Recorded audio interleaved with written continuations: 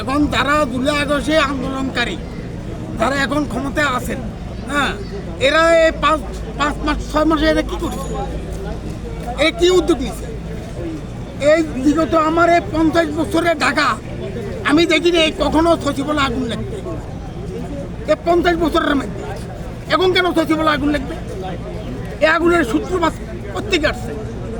এত যদি তারা যদি সচেতন হয়, যদি সচেতন নাগরিক দেশকে যদি ভালোবাসে, তারা এটাকে খুঁজে বাইর করবে।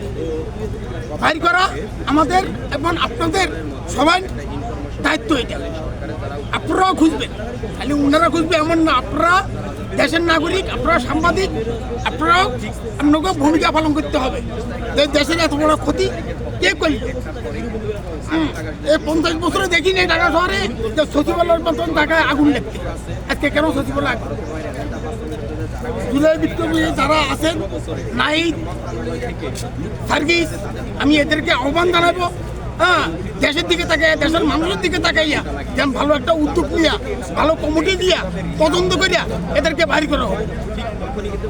আজকে বলতে আছে বিদ্যুৎ থেকে আগুন লেগেছে, বিদ্যুৎ থেকে কি 3টা বিভাগের মধ্যে আগুন লাগে? ওই কোণে লাগছে, মাঝখানে, হ্যাঁ, মাঝখানে লাগে 3টা 4টা জায়গায় আগুন লাগছে। এটা কি আপনার সোজা কথা? এটা নিশ্চয়ই একটা পরিকল্পনা ছাড়া এটা কিছুতেই হয়নি।